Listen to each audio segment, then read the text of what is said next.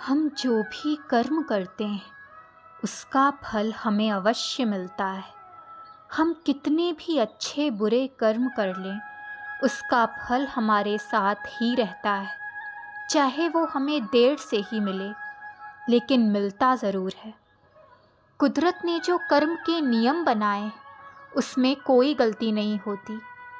जब तक हमारे पुण्य कर्म का फल हमारे साथ है तब तक सही है, लेकिन हम जो गलत कर्म करते हैं वो तो वक्त आने पर भी फल देता है।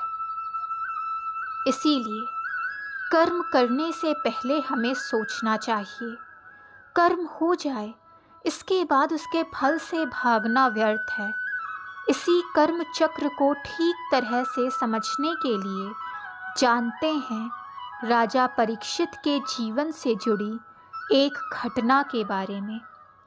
राजा परीक्षित एक महाज्ञानी, विद्वान और संस्कारी राजा थे, लेकिन उनसे एक पाप हो गया था। क्रोध के आवेश में आकर उन्होंने एक निरपराध ऋषि के गले में मरा हुआ सर्प पहना दिया था।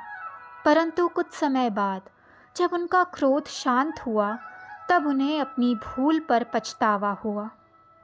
राजा परीक्षित ने अपनी भूल को स्वीकार किया और प्रायश्चित करने के लिए तैयार हो गए। राजा परीक्षित ने कभी भी भगवान से कोई सिफारिश नहीं की थी और ना ही उन्हें अपने सिंहासन का घमंड था।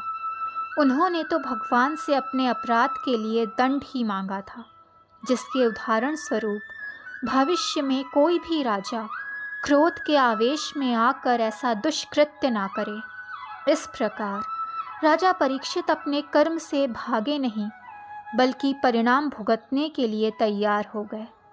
इस तरह राजा परीक्षित अपने कर्म चक्र के बंधन से मुक्त हो गए। इस कहानी से हमें ये सीख मिलती है कि अगर जाने अनजाने हमसे कोई भूल हो जाए तो अपनी गलतियों से भागने के बदले हम उन्हें स्वीकार करके उनका प्रायश्चित करें।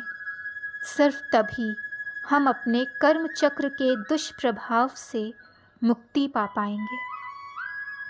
दोस्तों, वीडियो पसंद आए तो चैनल को लाइक, सब्सक्राइब एंड शेयर करें ताकि चैनल की नोटिफिकेशंस आपको मिलती रहें।